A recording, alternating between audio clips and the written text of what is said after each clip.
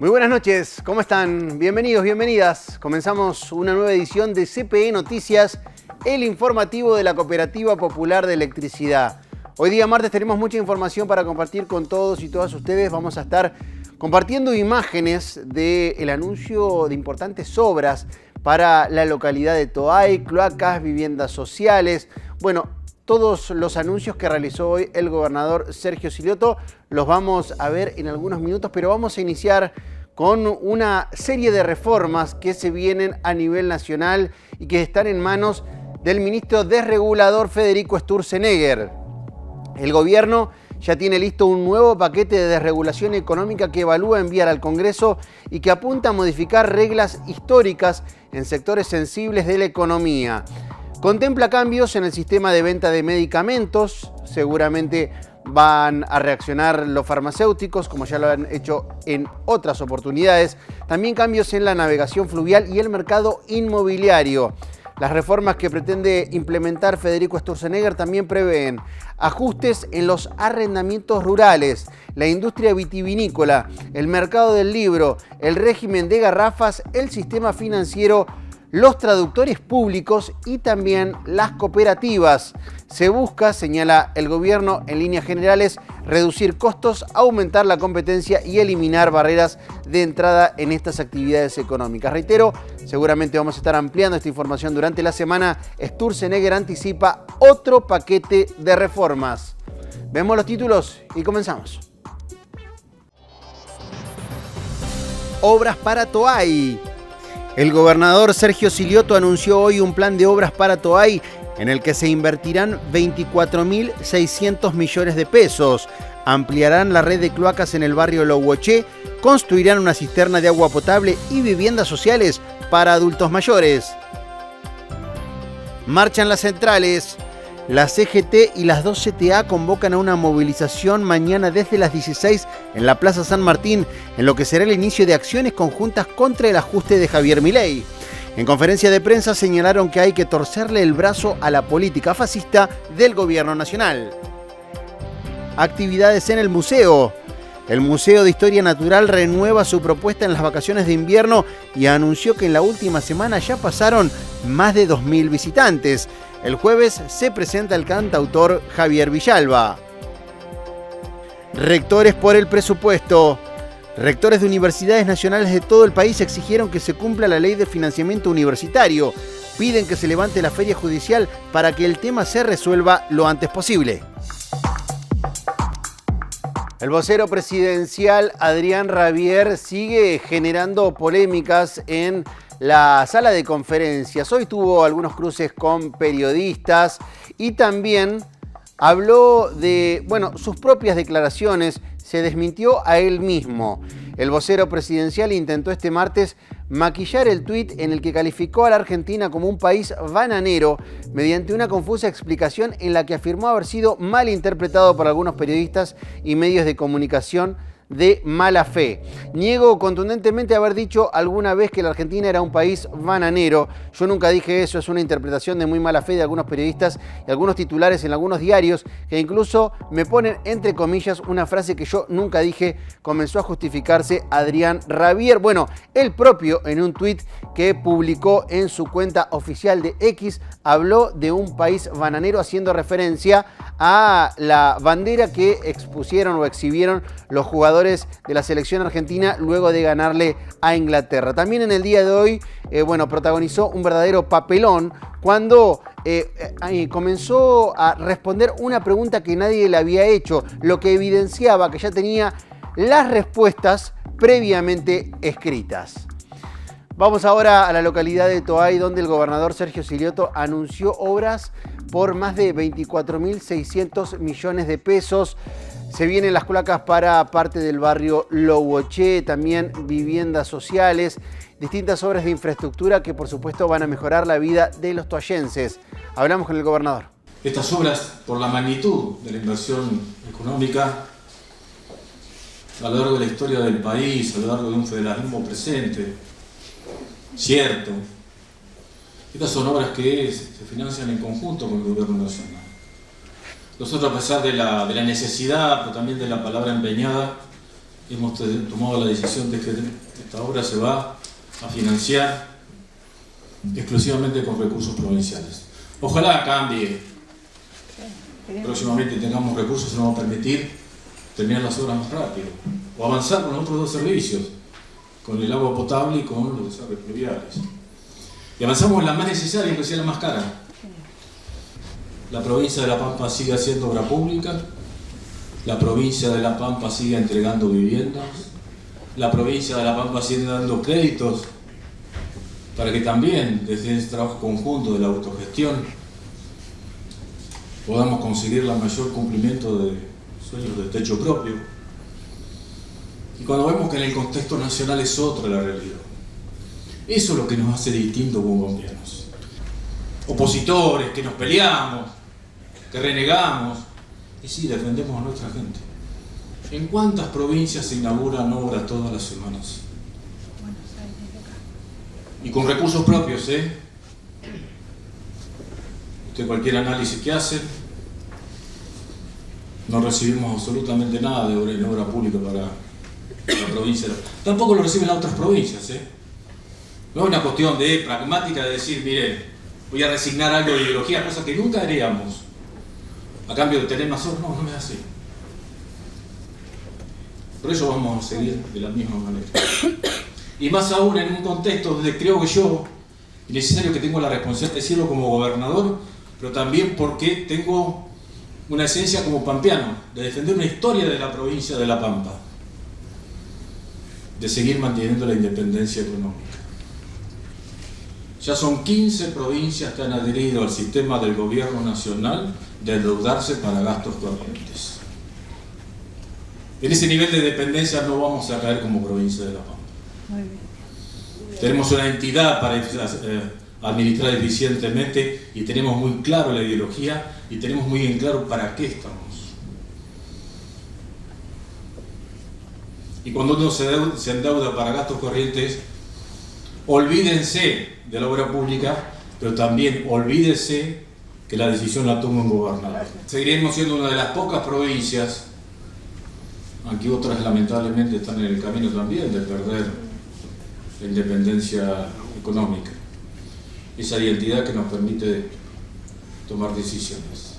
Por eso es algo que tenemos que defender como pampeanos, no defender a un gobernador, entender que todos los problemas que podemos tener en la provincia de La Pampa todavía los podemos resolver entre nosotros, y esa es la única manera, seguir defendiendo nuestra soberanía, la soberanía para decidir qué hacemos con nuestra gente. Era una obra muy requerida por los vecinos. Esto es lo que manifestó Ariel Rojas, intendente de la localidad de Toay, tras el anuncio de las obras. Celebró entre las obras la más necesaria, la construcción de una cisterna que le va a permitir a la localidad de Toay, tener agua, almacenar agua para 3 o 4 días de consumo. Lo compartimos. Sí, la verdad que dos obras muy pero muy importantes que tienen que ver con los servicios. Uno para toda la población de Toay, que es el agua potable, en donde siempre sufrimos, cuando el acueducto sale de servicio, siempre sufrimos esos días hasta que se vuelve a reponer. Y bueno, esto nos va a permitir poder tener agua para abastecer a la ciudad al menos por unos 3 o 4 días, que es lo que generalmente dura una reparación del servicio. Con lo cual es muy pero muy importante, al igual que la obra anunciada en el barrio Lobueché, que es una obra de una gran magnitud, que por ahí, no sé si puedo decirlo, pero medio como que las esperanzas no eran muchas, debido a que este tipo de obras generalmente la financia el gobierno nacional, porque siempre hubo un organismo como el ENOSA en su momento que financiaba este tipo de obras, y de hecho las que se han realizado en nuestra provincia de La Pampa han sido así.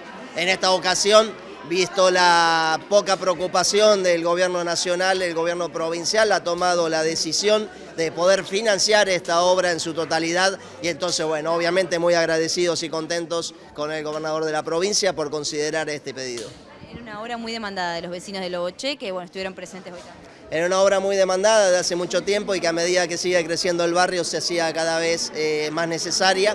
Y bueno, también sabemos lo compleja que es, sabemos lo complicada que es y sobre todo el gran presupuesto que requiere, ¿no? Con lo cual no es menor la decisión que ha tomado hoy nuestro gobernador, que por otro lado también agradecemos el gesto de venir aquí a casa a anunciarlo y a traernos esta buena noticia para todos los toallenses. ¿Cuándo estarían iniciando las obras? Bueno, según los plazos que nos dijeron, comienzan a hacerse los pliegos como para que en diciembre se licite y en febrero poder estar en obra. Esto es lo que hace a la obra de cloacas del Loboeché, y en lo que hace a la obra de la cisterna de agua potable, la idea es que se licite rápidamente para poder estar en diciembre en obra. Carlos Malgá es uno de los integrantes de la comisión vecinal del barrio Loboeché. Señaló que las obras de cloacas, muy requeridas por los vecinos, significan un avance en materia sanitaria. Lo escuchamos. Principalmente se empezó un estudio del tema de cloacas, agua y pluviales, que no se había todavía concluido, así que por ahí ya se concluyó, y después las obras que van a desprenderse del estudio, ¿no es cierto? Tanto como el agua, cloaca o pluviales. Así que ese es uno de los principales, necesidades. Un barrio que creció muchísimo, tanto del lado este como del lado oeste, así que esas primordialmente son esas. Es una demanda que tiene el barrio, hace mucho tiempo. Sí, es una demanda de mucho tiempo, bastante importante. También no es una obra que, si en caso de querer ejecutarlo, no creo que sea una obra, pero creció mucho el Loboeché, le vuelvo a repetir, y eso, la idea es que tengamos algún servicio más para el lugar. ¿Dónde sienten que los afecta más? ¿Cuál es la situación que más los afecta, entre estas obras que se están? Y de las cloacas. Las cloacas es fundamental. La cloaca saca gente del hospital. Sí, el servicio de cloaca en los pueblos, en cualquier barrio, te baja las internaciones, es proporcional. ¿Y están organizados? ¿Han podido hablar con los otros vecinos? ¿Coinciden? Sí, permanentemente estamos en esa discusión y en esa concientización de que queremos eso. Tanto vecinos, de distintos pensamientos políticos y demás están todos en la misma necesidad. ¿Cuántos vecinos son actualmente? ¿Tienen relevamiento de cuántos vecinos son actualmente? De nuestro lado, 1.500 familias. Y del otro lado, 3.500, no quiero hablar. Pero sí, y 500 frentistas. O sea, tenemos más o menos del lado nuestro 500 frentistas. O sea que es un pueblo. Es un pueblo. El director técnico de la selección, Lionel Scaloni, llegó a su localidad natal, Pujato, en Santa Fe, y Messi ya permanece en Rosario descansando con su familia. Lionel Messi arribó este martes por la mañana a Rosario, donde pasará unos días junto a su familia después de su participación en la Copa del Mundo Canadá, México, Estados Unidos, en la que el seleccionado argentino terminó segundo tras perder la final contra España. Esto se da antes de que Lionel Messi tenga que reincorporarse a las actividades de su equipo, el Inter Miami. El avión privado que trasladaba a Messi junto a su esposa, Antonella Roccuzzo, y sus tres hijos, Thiago, Mateo y Ciro, aterrizó a las 6:27 en el Aeropuerto Internacional de Rosario, en Fisherton, donde se había desplegado un importante operativo de seguridad. Reitero, Messi llegó a Rosario y ya descansa con su familia. Hacemos la primera pausa y regresamos.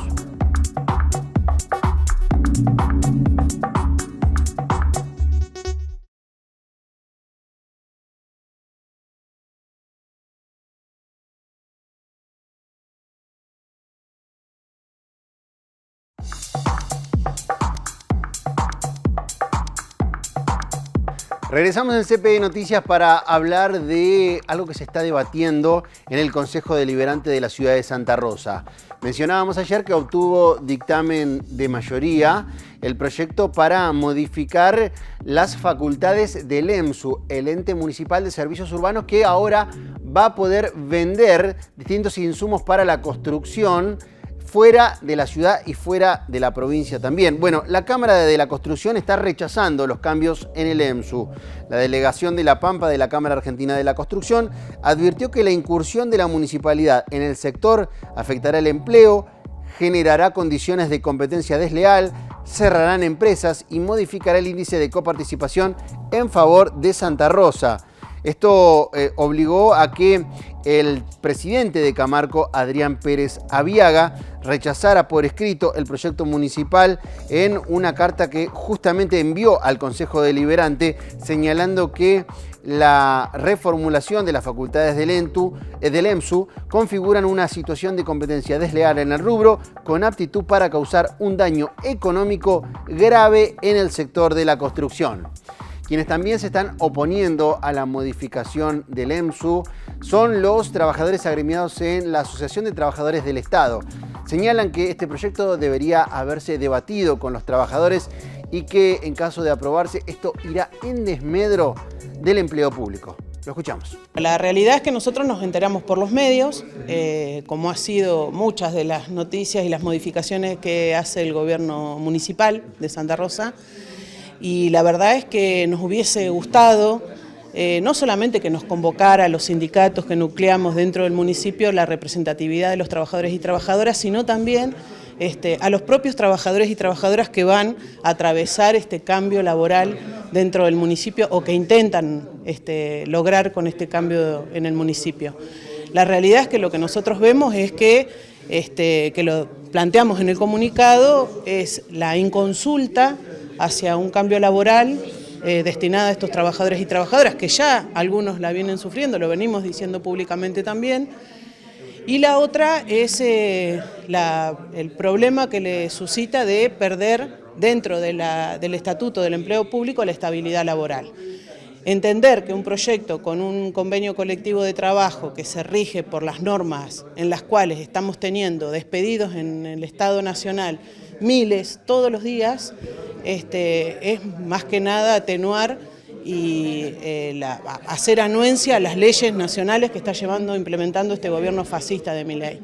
Por eso es que nos preocupa y obviamente ante tener demasiadas no aclaraciones dentro de este proyecto de qué es lo que va a pasar con estos trabajadores y trabajadoras y ante las consultas de nuestros compañeros y compañeras, es que nosotros fijamos una postura porque en ningún momento se nos llamó al diálogo, ni de parte del Ejecutivo Municipal, ni tampoco los representantes en el municipio, ¿no? Que tienen que velar también no solo por las obras y por la erogación de dinero, sino también por los trabajadores y trabajadoras que con el voto están sentados en una banca. ¿Qué podría pasar? Porque se dice que, bueno, dijo ayer Carmina Vesga, que no están obligados a pasar, lo que sí quedan a disponibilidad, ¿pueden hacer con ellos, mandarlo a otro lado? Bueno, sería interesante también que respondiera la señora Carmina, es qué solución le va a dar a los compañeros que ya están en disponibilidad por estos cambios que han usufructuado en la municipalidad discrecionalmente. Tenemos compañeros y compañeras que hasta hace unas semanas eran alrededor de 40 trabajadores que los ponen a disponibilidad, los citan en recursos humanos para decir que están en disponibilidad. Entonces me parece que atacar a los trabajadores y a los sindicatos desde un posicionamiento de que lo rechazamos porque no entendemos nada, en realidad lo rechazamos porque tenemos herramientas que han entrado usufructuando dentro del municipio. Tanto la señora Carmina Vesga como el intendente de la ciudad de Santa Rosa en avasallar los derechos de los trabajadores y trabajadoras. No se quiere reunir con los sindicatos, es una voluntad y es una decisión política de llevar adelante una institución. Pero tener la voz de los trabajadores y trabajadoras, lo menos que puede hacer un gobierno municipal que se acentúa bajo las bases del peronismo. Rectores de universidades nacionales de todo el país exigieron que se cumpla con el financiamiento universitario, algo que está siendo demorado por el presidente Javier Milei, pese a que el Congreso Nacional ya lo trató 2 veces. Piden que se levante la feria judicial para resolver el tema cuanto antes. Hablamos del tema con Francisco Marul, rector de la Universidad Nacional de La Pampa. El pedido que hace el SIN, que repito es el consejo que nuclea a los rectores y rectoras de las universidades nacionales, es en el contexto de amparo que se presenta pidiendo la inconstitucionalidad del decreto que dispuso la no aplicación de la Ley de Financiamiento Universitario. Junto con aquel amparo se pidió una medida cautelar, que fue la que la Corte hace pocas semanas resolvió no hacer lugar a un recurso del gobierno, por lo tanto puso en vigencia. Pero, como yo ya he dicho en otras ocasiones, ese amparo, que es la cuestión de fondo, el pedido de inconstitucionalidad, aún no se resolvió, y en ese reclamo es donde el SIN hizo una presentación pidiendo que se resuelva el fondo de la cuestión. Es decir, lo que el SIN está pidiendo al juez de primera instancia es que declare la inconstitucionalidad del decreto que dispuso la no aplicación de una ley. El argumento es el siguiente, es decir, una ley aprobada por el Congreso de la Nación, y aún en esas condiciones el gobierno al día siguiente de la aprobación de la ley saca un decreto que dice no vamos a aplicar esta ley. ¿Por qué inconstitucional? Porque el Poder Ejecutivo, a través de un decreto, no puede dejar sin efecto una ley aprobada por el Poder Legislativo que representa a todos los sectores de la sociedad argentina.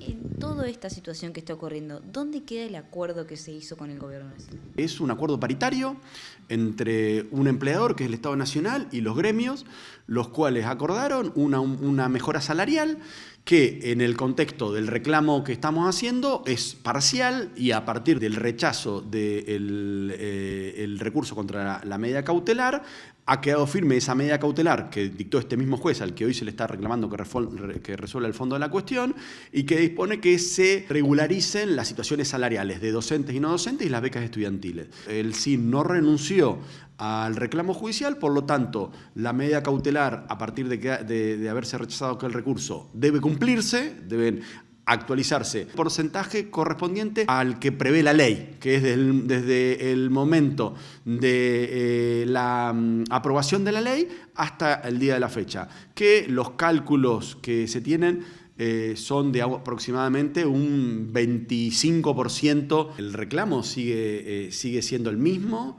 de todo el frente universitario, que es el de la normalización del funcionamiento de las universidades y la aplicación, en este caso, de la Ley de Financiamiento Universitario.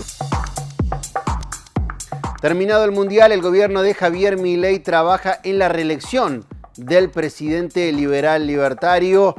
Está proponiendo o llevando adelante una nueva agenda política renovada, como les decíamos al comienzo, con nuevas reformas a cargo del ministro Federico Sturzenegger. De este tema estuvo conversando hoy con Martín Virgili en CPE Mediodía. Felicitas Bonavita en su aporte semanal, pero también habló de la caída de la recaudación en las provincias. Lo compartimos. Con datos oficiales sobre 2 cuestiones que tienen que ver con esto, con el bolsillo, con el malestar económico, que digo, mucho de lo que se viene ahora, el oficialismo se enfila para trabajar para la reelección de Javier Milei. Esto es lo que acordaron, lo que más o menos, digamos, pudieron trabajar durante el Mundial, ¿no? Con la salida de Manuel Adorni, tratando de gestionar las tensiones internas, que son muchas. ¿Qué tiene que mejorar? Bueno, el bolsillo, se lo están pidiendo los propios. Fíjate estos datos. Cantidad de aportantes de la Seguridad Social entre mayo de 2025 y mayo de 2026 vuelve a caer. Desde 2023 a esta parte son más de 300.000 los empleos que se perdieron, y lo que se pierden son empleos registrados. Y en parte se compensa, en parte, y solo en parte, ¿con qué? Con altas de monotributistas, que sabemos que esto implica, por supuesto, menores percepciones, pero además pérdida de derechos laborales. Son unos 70.000 monotributistas que se dieron de alta. Es decir, el principal trabajo que se genera en Argentina es es monotributista, es trabajo precario y lo que se pierde es trabajo de calidad, es trabajo registrado, más allá de que se aprobó la ley, la reforma laboral que pretendía el gobierno. Y cierro con este mapa, porque la verdad que es muy, pero muy impactante, este gráfico en realidad, sí, contiene a todas las provincias de la República Argentina. Los números que se ven en rojo, los indicadores en rojo, es la pérdida, la caída en la recaudación que en algunos casos arranca con casi un 30% y va disminuyendo. La Pampa está ahí por arriba del 8%. Las provincias que ven abajo en azul son 6 provincias las que tienen números positivos, algunas muy apenas, digamos, y otras recuperan. ¿Quiénes son? Bueno, Neuquén, Río Negro. Está muy focalizado lo que el gobierno aplaude en cuanto a economía o números que mejoran en la economía, es esto. Bueno, en esos polos se está generando un mayor movimiento de empresas en torno a lo que tiene que ver con Vaca Muerta, el petróleo, etcétera. Pero hay provincias en donde, por ejemplo, hay explotación de litio que no logran revertir la tendencia negativa y la caída de la recaudación, porque claro, el resto de la economía tracciona hacia abajo. Hacemos una nueva pausa. Cuando regresemos vamos a estar hablando de las centrales obreras que marcharán mañana contra el ajuste del gobierno nacional y también de las propuestas que tiene el Museo de Historia Natural para aprovechar en las vacaciones de invierno. Ya venimos.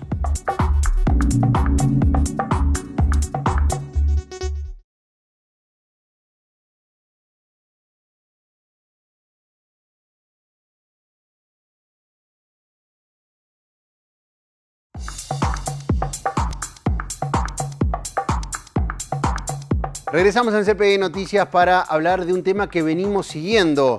La obra social de los gráficos finalmente fue intervenida por la Superintendencia de Servicios de Salud. Hablamos de Ospida, la obra social del personal de imprentas, diarios y afines. Fue intervenida por la superintendencia y designaron a Alberto José Cursi Castro como administrador provisorio. La decisión apunta a restablecer la cobertura médica de los afiliados tras la crisis institucional que atraviesa la entidad. La obra social estaba conducida por el dirigente gremial pampeano Aníbal Schmidt, quien también ejercía como delegado local. La situación afecta directamente a unos 7.000 pampeanos, entre afiliados, directos e indirectos, que quedaron sin cobertura. Las dos CTA y la CGT marcharán mañana contra el ajuste de Javier Milei, contra las reformas que está implementando la Administración Nacional. Se pliegan al reclamo de los jubilados de todos los miércoles en la Ciudad Autónoma de Buenos Aires. En La Pampa lo anunciaron en una conferencia y ya estuvo CP Noticias. Nos encontramos aquí las 3 centrales, la CTA Autónoma, la CTA de Les Trabajadores y la CGT, organizaciones sociales, convocados con una agenda política de trabajo que han hecho nuestras 3 centrales a nivel nacional para llevar adelante ante esta situación gravísima que estamos viviendo, ¿no es cierto?, los argentinos y las argentinas. Esta agenda comienza mañana, miércoles, acompañando a todos nuestros jubilados y jubiladas, es decir, que marchamos y movilizamos en todo el país, mañana miércoles, y decimos, por supuesto, que repudiamos la quita de derecho de los trabajadores y trabajadoras que ha llevado adelante esta reforma laboral. Estamos aquí defendiendo el programa Volver al Trabajo, defendemos el derecho a seguir cobrando el programa Volver al Trabajo, decimos no a la inviolabilidad de la propiedad privada porque no es otra cosa que la extranjerización, ¿no es cierto?, de las tierras. Defendemos la protección de nuestras tierras y de la soberanía nacional. Esta agenda política de trabajo tiene un paro nacional por cetera de educación el 3 de agosto. Y el 7 de agosto marchamos con la marcha de San Cayetano y por supuesto que aquí en la provincia de La Pampa vamos a convocar a nuestros senadores, al senador Cronenberger y a la senadora Guala para definir y tratar y que defiendan la soberanía de la provincia de La Pampa y de nuestros ríos. Es una agenda política de trabajo que va a culminar larga, que más adelante iremos informando qué otras actividades vamos a llevar adelante, que va a culminar con una gran marcha federal y un gran paro general nacional. ¿Es una demanda eso de los trabajadores? Es una demanda de los trabajadores, que creo que el tiempo se terminó, Creo, como recién decían acá los compañeros, la compañera, esto es un camino de unidad entre las tres centrales. Creemos que es muy importante esto. Esto no da más. El hambre que hoy tiene el pueblo argentino hay que enfrentarlo y decirle a este gobierno nacional que hasta aquí llegamos. Esto no va para más. Es necesario, tanto para el pueblo y la patria, que podamos torcerle el brazo a esta política fascista del gobierno nacional de Milei, y que esa lucha de la cual muchos dicen que no sirve, y la verdad que la lucha que hemos mantenido en la calle durante estos años del gobierno entreguista ha permitido que no vayan a fondo. El Museo de Historia Natural renueva su oferta de actividades para las vacaciones de invierno. Abre sus puertas y ya pasaron más de 2.000 visitantes en esta última semana, en estos últimos 10 días. Estuvimos conversando este tema con Daniel Pincén, quien es el director del Museo de Historia Natural. En estos días, también el día jueves, hay un show del cantautor Javier Villalba. Lo vemos.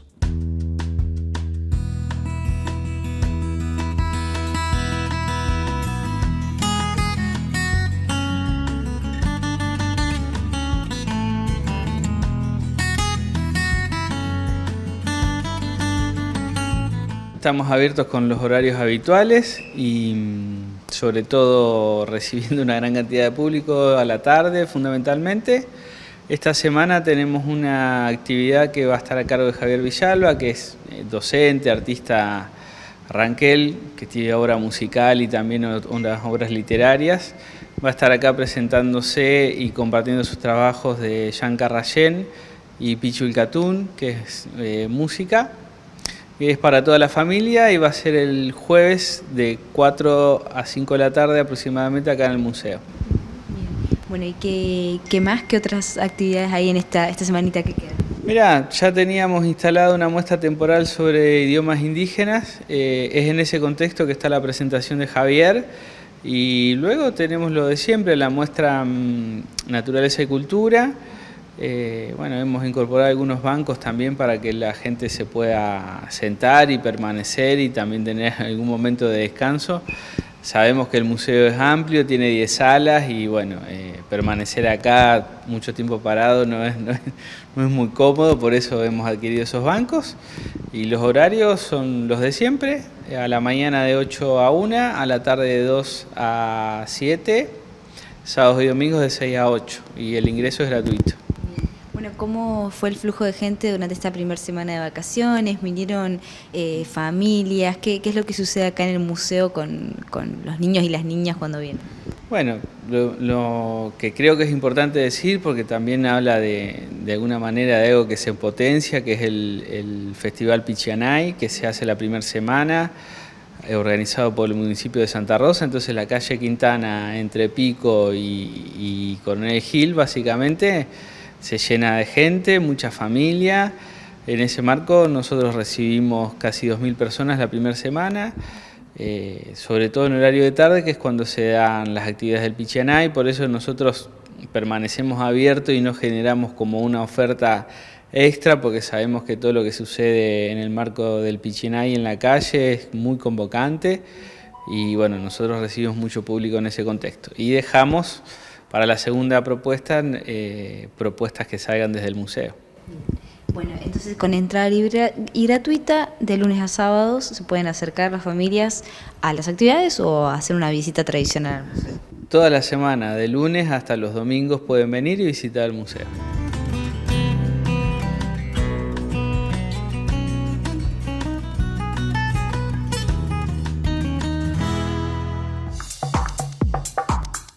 Información muy importante que brindó la Policía Provincial.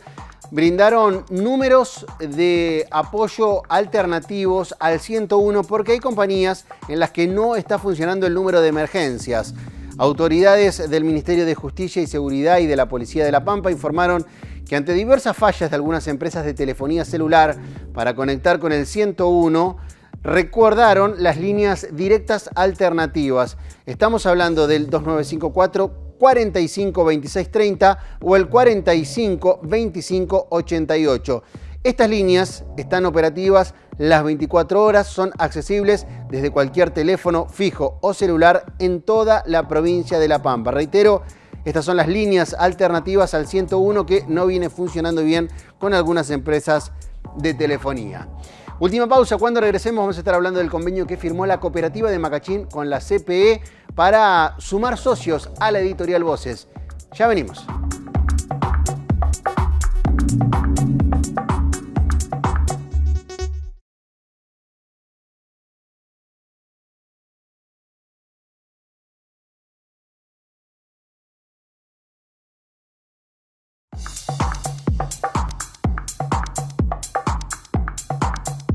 Último bloque de CPE Noticias, momento de lo más destacado del ámbito internacional. Nos vamos a Colombia. Petro se va con un llamado a huelga. El presidente colombiano Gustavo Petro se despidió ayer de las tribunas, 18 días antes de dejar el poder, con un llamado a una huelga general indefinida si el gobierno electo de Abelardo de la Espriella deroga sus reformas en una jornada en la que aprovechó para defender lo hecho en sus 4 años de mandato. Según Petro, de la Espriella es mandatario electo gracias al apoyo del presidente estadounidense Donald Trump y de su secretario Marco Rubio. Nos vamos a Italia. Protestas por el asesinato de un marroquí. La policía italiana se enfrentó anoche con manifestantes en la ciudad de Bolonia en medio de una protesta para pedir explicaciones por la muerte de Abderrahim Fakir, un empresario marroquí que falleció el domingo cuando era reducido y esposado por las fuerzas de seguridad. Este martes, Giorgia Meloni pidió que se investiguen posibles responsabilidades, pero rechazó la violencia en las calles. El fallecimiento del marroquí de 42 años, que quedó registrado en un video filmado por un vecino desde su ventana, desató una ola de manifestaciones. De Italia nos vamos a España. Murió un joven en los festejos del Mundial. En medio de los festejos por la victoria del seleccionado español, por la final del Mundial 2026, en Ciudad Rodrigo, España, un adolescente de 13 años falleció tras el derrumbe de una fuente, mientras que otras 2 personas resultaron heridas. Según El País, el joven se encontraba dentro de la fuente del Árbol Gordo cuando se derrumbó la parte superior de la estructura donde se encontraban otros hinchas. Al ser golpeado por la estructura de piedra, fue trasladado por las autoridades al centro de salud, donde confirmaron su fallecimiento. Vamos a conversar ahora con el presidente de la cooperativa de la localidad de Macachín, que firmó un convenio con la CPE para sumar más socios a la editorial Voces. También aprovechamos para hablar sobre la actualidad de la cooperativa de Macachín. Lo vemos. Claudio nos trasladó la inquietud al consejo nuestro y bueno, la idea es sumarnos al proyecto ya tenemos contactado una librería local, tenemos también una biblioteca local contactados para sumarnos al proyecto y bueno, a ver y empezar a trabajar de a poco para tratar de sumar asociados y darle impulso, que es una hermosa idea para reflotar a todos los artistas, escritores pampeanos que por ahí los tenemos un poco olvidados. En la vorágine diaria de todo nos pasa eso. En principio se van a sumar entonces con asociados, adherentes, digamos, que que vengan a engrosar el sistema que ya está funcionando en editorial. Exactamente, esa es la idea. Te digo, ya hemos hecho contacto con un par de personas que son del ámbito de la literatura local de Macachín, así que la idea es arrancar, dar el punto de partida desde ahí. Y bueno, difundiremos y trataremos de que los asociados se sumen a esta iniciativa. La idea es que Macachín pueda sumar artistas, digamos, de la zona, digamos, más sureña de la provincia. Sí, mirá, tendríamos que charlar un poco porque nosotros desde la cooperativa hemos financiado la edición de un par de libros de algunos artistas locales de Macachín, que por ahí nos ha faltado difusión tal vez, y por ahí podemos sumarnos a la iniciativa esta de la editorial y ver si los podemos reeditar pero bueno, paso a paso vamos a ir trabajando a medida que vayan surgiendo los temas. ¿Cuál es la importancia que consideras tienen este tipo de acciones, digamos, interinstitucionales, ¿no? Entre cooperativas para trabajar este tipo de temáticas?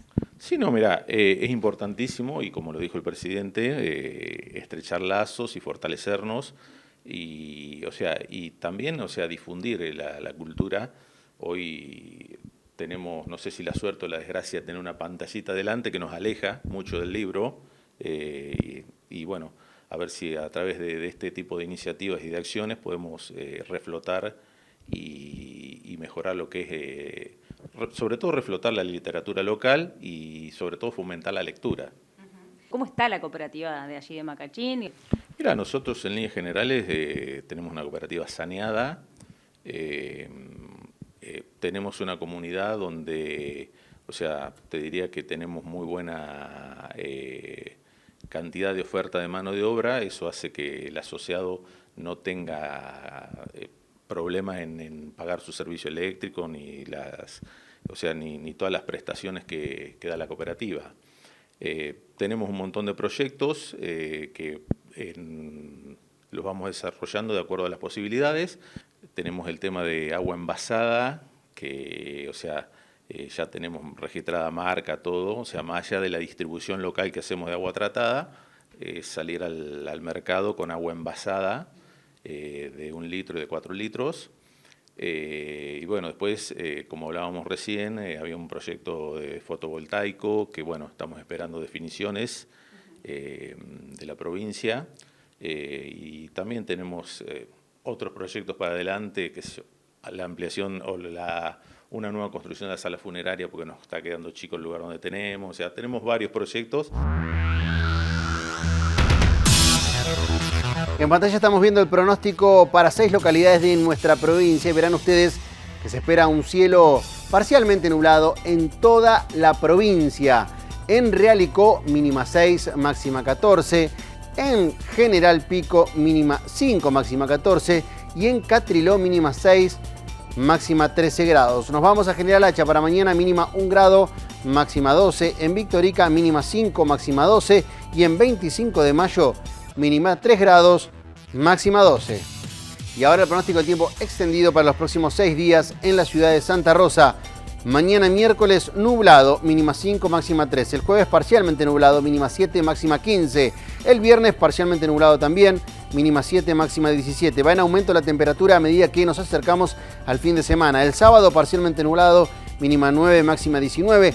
El domingo parcialmente nublado, mínima 9, máxima 21 grados. Y el lunes mínima 10, máxima 22, parcialmente nublado el cielo.